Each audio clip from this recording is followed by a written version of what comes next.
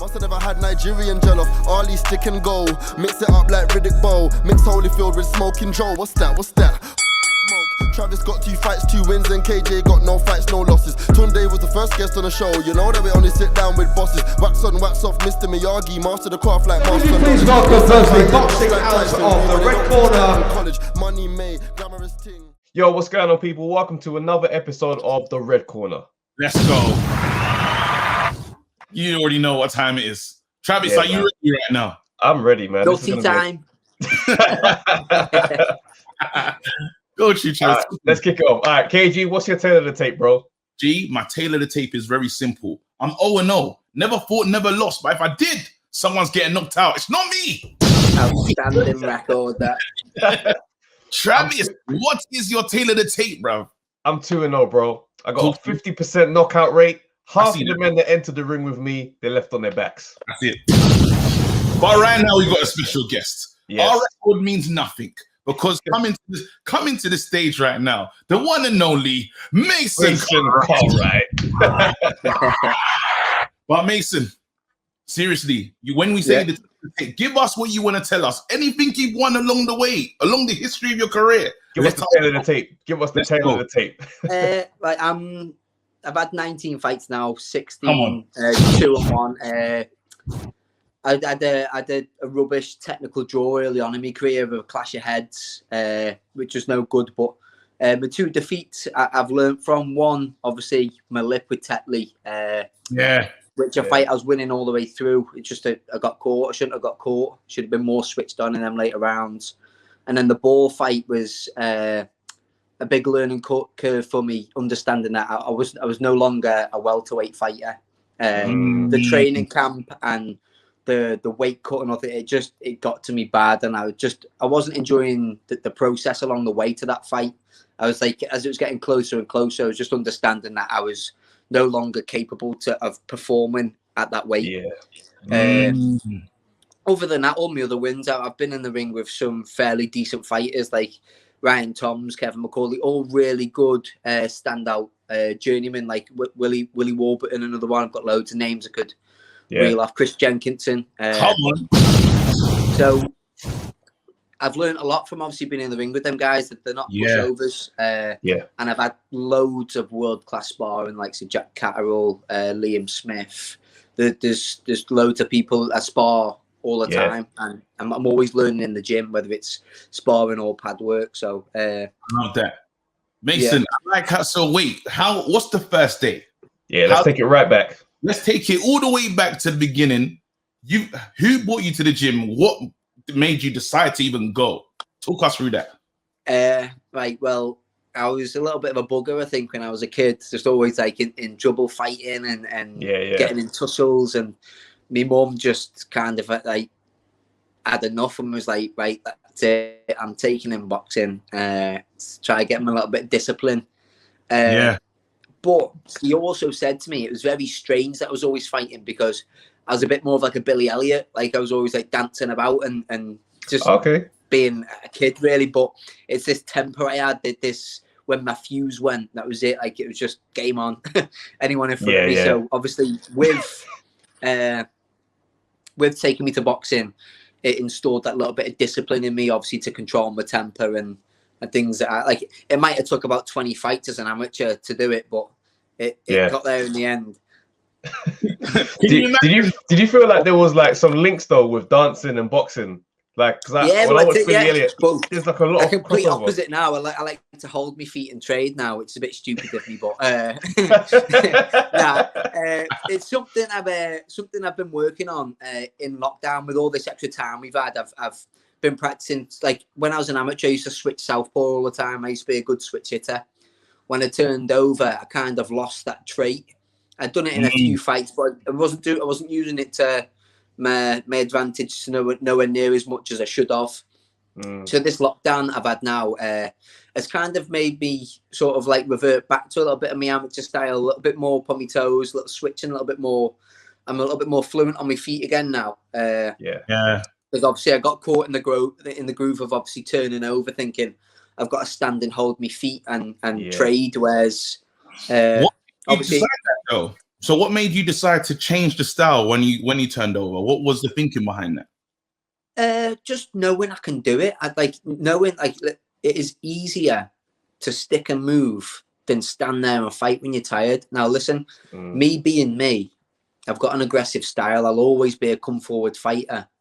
But if the time comes to where I've got to move my feet and I've got to go, then I can do it. Whereas against Tetley, I was just literally a bull at the gates and steamrolled the first 6 rounds. But then round 7, 8, and 9 were closer. Like, I needed to be up on my toes more. Then that's just one area where I've learned. Do you know what I mean? So, knowing obviously when you're in there, a good fighter like Tetley and other guys who I've been in sparring with in the past, you realise they're gonna withstand a lot of the stuff that you throw at them. Like they're good for a reason. Do you know what I mean? They've either got the good foot at themselves, or they're tough. They're an animal like me. Many messing, yeah. Have you got any siblings that have like was excited about you doing boxing, or are you just only child? Yeah, no, I've got 2 little brothers. I've got a brother who's 25. And he's got his own business. He's just like doing his own bits and bobs. He's never really been into boxing, but he's into fitness. He's in great shape. Yeah, he's in hell of a shape. And I've got another little brother who's just turned 13. Now he is a proper Billy Elliot, like but a whinger as well. Like not just good on his feet, a whinger. His name's Casey. Jack and Casey are both the names of 2 brothers.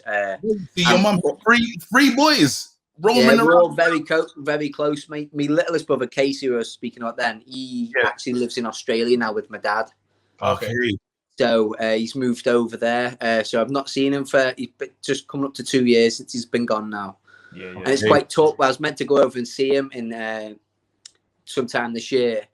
And obviously with everything going on with COVID, I've not been able to go see him, which is a bit rubbish.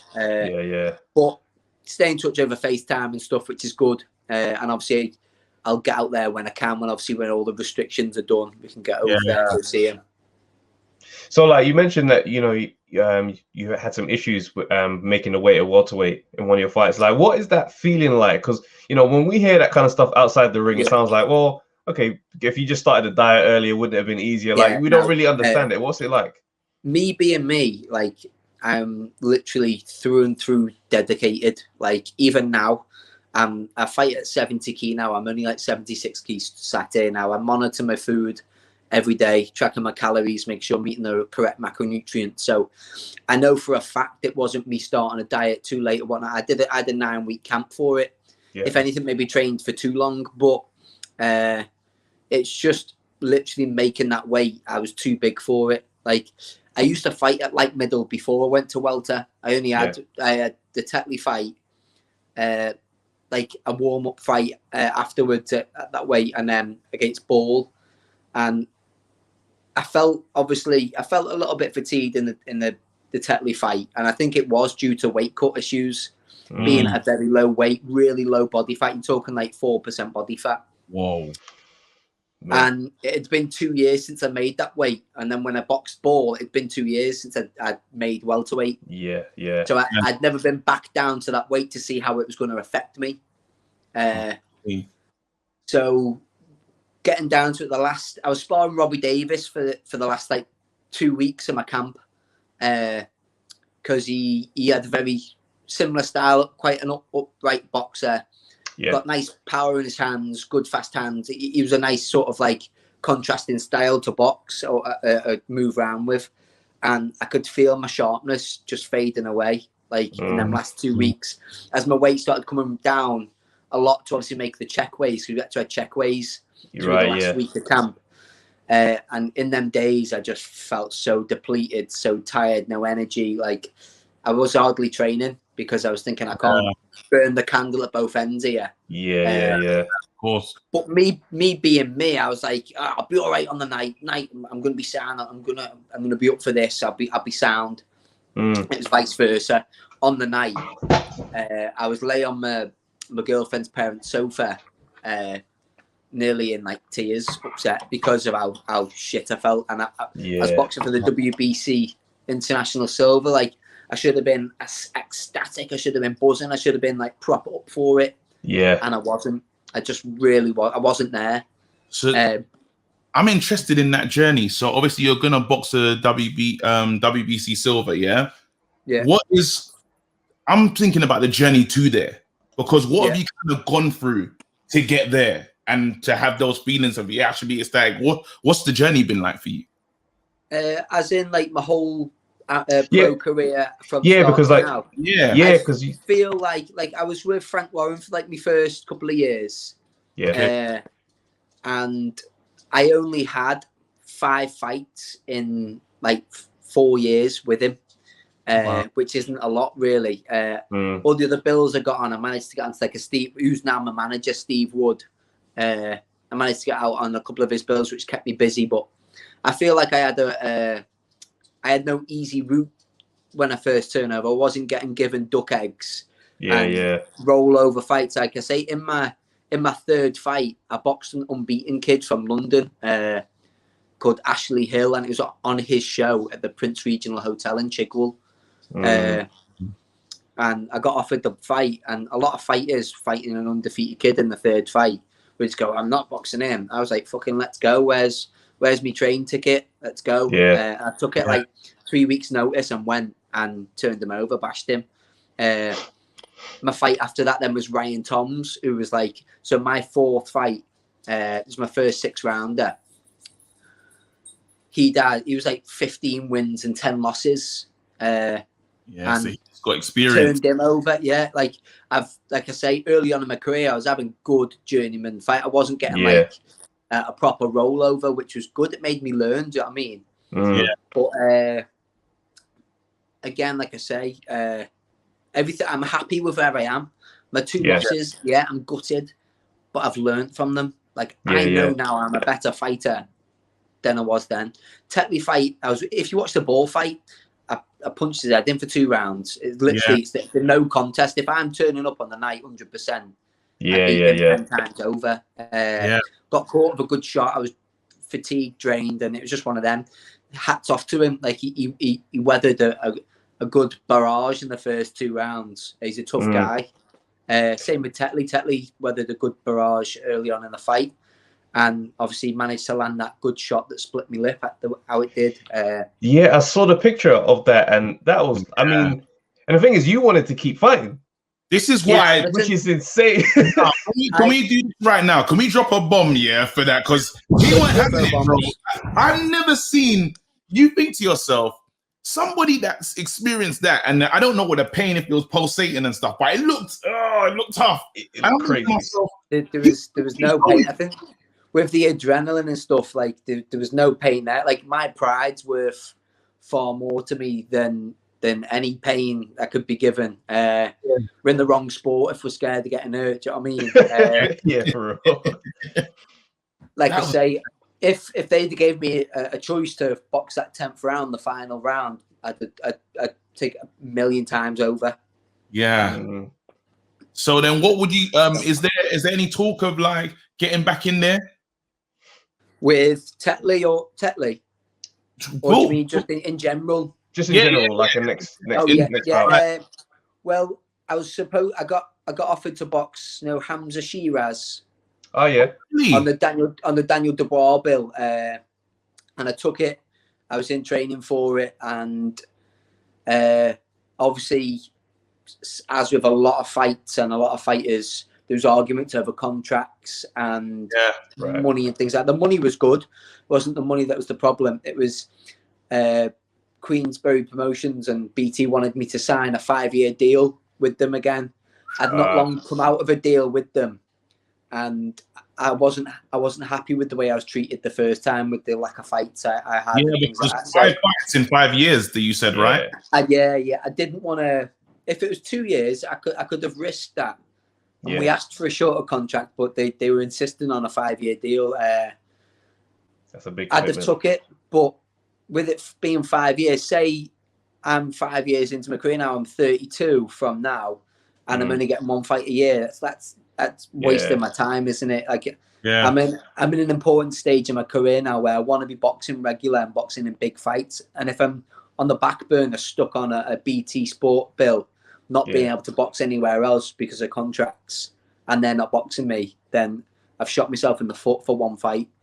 So how do you feel? How do you like? How does it feel trying to find your way as a fighter that's not with one of the giant promoters, the Eddie Hearns and the Frank Warrens, trying to find your way in, not through the Olympic route? You're really just a fish in the sea. Like, how do you feel about it? The thing was, I don't know what I had to do to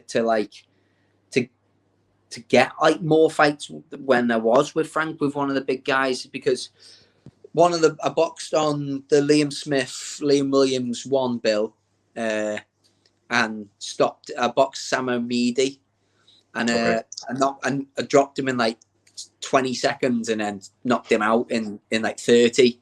And it got rated in the top 5 of the Boxing News knockouts of the year that year. Yeah. With like the Canelo and like Jamel Charlo and a few others. And I boxed on obviously other bills with Frank, and again got nice stoppages, great performances. I sold hundreds and hundreds of tickets, and it's just like my face didn't fit really. Like I just wasn't getting the. You would think if you're finishing fights in devastating fashion, that's gonna be the next ticket into more fights. And as I say, like I was earning them more money through my ticket sales than I was costing them to be paid. So I don't know. It's one of them. Like, listen, like I say, I don't begrudge anyone in the sport for anything that's happened, or I don't cry over spilt milk.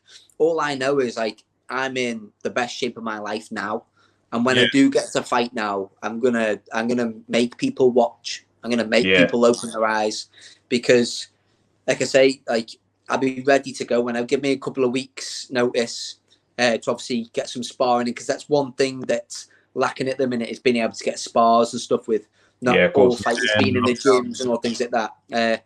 Fitness wise, strength wise, I'm the fittest and strongest I've ever been in my life. Like I fight at 154, I'm deadlifting 200 kilo, overhead pressing 80 kg, squatting 140. Come on,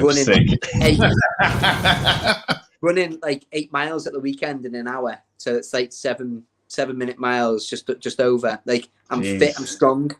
I'll be strong at 154. I feel healthy at this weight. Do you reckon you still have the power? Do you reckon you still have the power?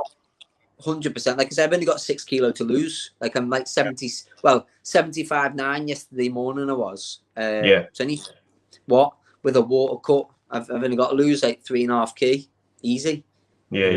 I'll still have that strength. I'll still have that fitness. I won't be weight drained. Do you know what I mean? So is there anyone that you got an eye on right now that you're coming for, basically? Like any targets? I've obviously said this on interviews in the past with other people I've done podcasts with. I'm not pointing the finger at any fighter. Like there's too many that could offer me a potential amazing fight. Like look at all the top names at this weight: Scott Fitzgerald, Ted Cheeseman, Sam Egerton, JJ Metcalf, Fowler, Hamza Shiraz, Kieran Smith. There's literally Kieran Conway. There's an endless supply of great fights. Do you know what I mean? And at the end of the day, that's what people want to watch. They don't want to watch. They don't want to watch a prospect in with a journeyman all the time, and they want to see a 50-50 fight of skill, power, aggression, determination. Do you know what I mean? Like they want to see two people in a competitive fight, and I think now with everything that's going on, we're going to start seeing that more. And it's going to be less important for losses, like in the UFC. In the UFC, like it doesn't matter if people lose; they just fight. People buzz off the fight because it's a right tear up, and it's a good even match, and people will pay and come back and watch that every single time. And I think that's a turning point for boxing now. I think with obviously not being able to get as many people flown over and stuff, there's going to be a lot more 50-50 fights, which is good for us. We need it, especially because you're saying that even the whole thing about being undefeated, that part is dying now. Obviously, Mayweather was definitely the face of it, and I think he had such a long career of just being undefeated. So losing that but with AJ, I think sometimes the major faces doing it first, taking his it's like, all right, well, it's not important, guys. It doesn't matter. Yeah, it doesn't matter. It's like, look, one of my favorite fighters that's ever been born, Miguel Cotto. Oh, Miguel's on the other ring. Yeah. Yeah, I love just his style, just where he comes forward, he's nice and compact. Just I love his style. I love the energy he brings to a fight. That's right. Yeah. You know you're going to be watching a fight, and you know someone could possibly get hurt. Do you know what I mean? Mm-hmm. That's always entertaining to watch, and it blood and guts. That's what we want. Straight. Modern day gladiators, aren't we? So how do you feel about, like, you know, nowadays, you know, fighters are under a lot of pressure to create a persona, you know, the personality, the character outside the ring. How do you feel about that? Because you sound like someone who's like really all business in between those ropes. This is where I work. I'm just straight as a die. I am who I am. I'm open-minded.